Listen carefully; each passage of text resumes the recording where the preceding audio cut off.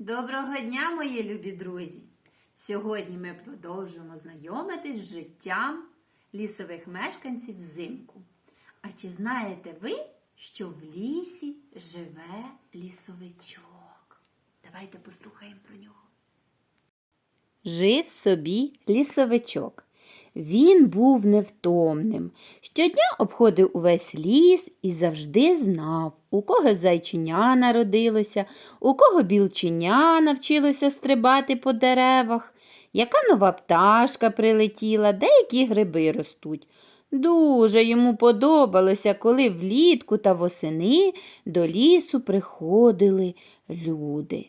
Він допомагав їм знаходити великі та маленькі грибні галявини. Та коли ставало сумно, він ішов з лісу до людей і розповідав їм про лісове життя. Дітки, лісовичок пропонує нам пограти гру «Буває, не буває». Я вам буду казати, що буває взимку. Якщо це правда, ви плескаєте в долоньки. Якщо це неправда, ви тупаєте ніжками. Зрозуміли? Поїхали. Ведмідь живе в барлозі. Правильно. Білочка живе в норі. Неправда. Ведмідь спить взимку. Правильно. На зиму зайці змінюють колір хутра. Правильно, молодці. Зайці полюбляють мед. Так, малята, тупаємо ніжками, бо це неправда. А зараз трішки відпочинемо. Весела фізкульт-хвилинка.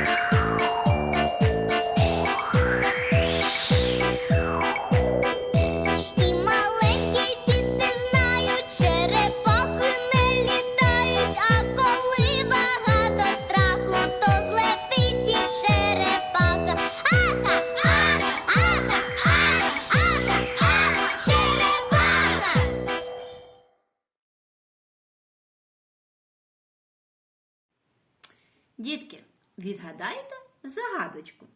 Гострі вушка, наче ріжки, оченята, мов горішки. У дуплі живе вона, в неї шубка хутряна. Хто здогадався? Так, мої любі, це білочка. Подивіться, яка вона красуня. Малятка, скажіть мені, будь ласка, які Слова у загадці підказали вам, що це справді білочка. Так, молодці. А ще скажіть мені, малятка, як білочки пересуваються? Дійсно, вони стрибають з гілочки на гілочку. А ще, дітки, скажіть, що полюбляють їсти білочки? Ось вам уже перша підказочка. Це шишечки, горішки, жолуді, сухі ягідки та інше. Малята, скажіть мені, будь ласка, як ви гадаєте, а чому так багато горішків і жолудів збирає білочка у дуплі? Як ви думаєте? Так.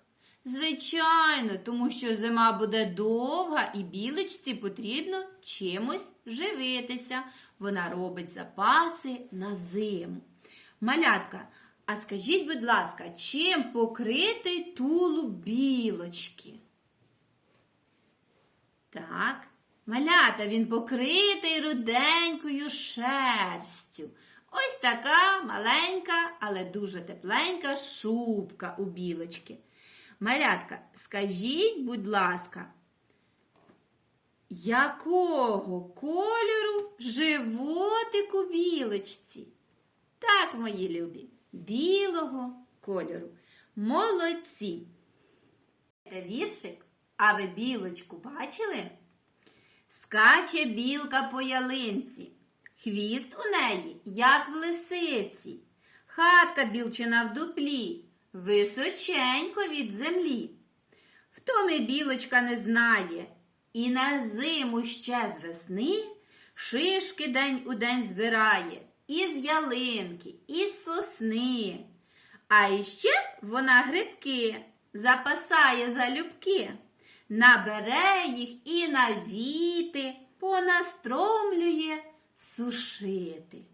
Дітки, скажіть, будь ласка, а де скаче білочка з тексту цього віршика? По ялинці, молодці.